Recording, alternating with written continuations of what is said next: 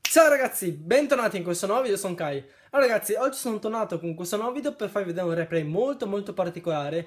Ringrazio il mio amico, compagno di clan, El Magnifico, che mi ha potuto condividere questo replay qua, che si è classificato anche persino ottavo in tutta Italia, perciò veramente complimenti. Per chi non conoscesse questa nuova truppa, perché c'ha già quasi un anno di vita, allora il mastino lavico è stato introdotto nella fine, verso settembre-ottobre del 2014. Allora, quando hanno introdotto questa nuova truppa hanno rivoluzionato Clash of Clans. Infatti, all'epoca, quando hanno introdotto il mastino lavico non c'era ancora Evolano e là c'era stato veramente il devasto di municipi. Tipo la gente che ha iniziato a usare il mastino lavico, fare tutti i 3 stelle. È stato un vero bordello. Ma il mastino lavico non è usato solamente in attacco, ma anche in difesa. Allora ragazzi, come possiamo vedere in questo replay condiviso dal mio amico El Magnifico, ha attaccato un giocatore dei Ade. Per chi non conoscesse, il clan Ade è il secondo clan nella classifica italiana attualmente, sono belli forti. Allora, vediamo che il nostro amico El Magnifico ha usato una normalissima Go Wiwi. Di solito con le Go Wiwi si garantisce al 90% il 50%, che gioco di parole. Allora ragazzi, guardate bene i maghetti che sono posizionati in alto a sinistra. Come potete vedere c'è solamente il mastino che ha danno 10 e se la prende con i maghi. Guardate, è esploso e ha distrutto i maghi, non ci sono più i maghi. Cioè, allora ragazzi, io non sapevo che i mastini esplodendo provocavano danni esattamente come i golem. Non lo sapeva neanche il mio compagno, il Magnifico, che ha scritto ben 3 email a Supercell nell'assistenza. Nella prima email la Supercell ha risposto che i mastini esplodendo non potevano distruggere i maghi. Nella seconda email la Supercell ha risposto che i mastini esplodendo provocano danni. Ok, a questo punto anch'io ho scritto alla Supercell e mi hanno risposto che i mastini esplodendo provocano danni.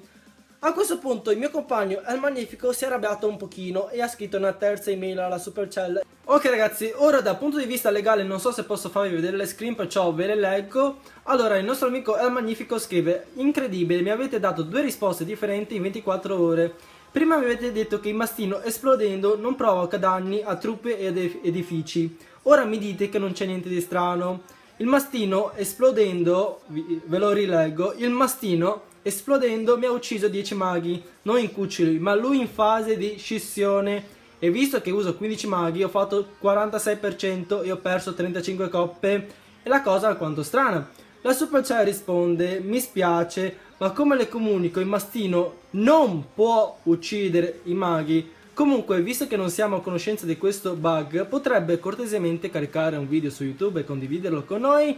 Perciò ecco il motivo del video, perché il mio compagno di clan ha chiesto a me di fargli questo video. Perciò, se il mastino lavico in fase di scissione non provoca danni e quello di prima era solamente un bug, Supercell cerca di risolverlo il prima possibile. Se invece non si tratta di un bug, beh, consiglio a tutti i miei iscritti di usare il mastino in difesa. Come avete visto, in fase di scissione distrugge una marea di maghi.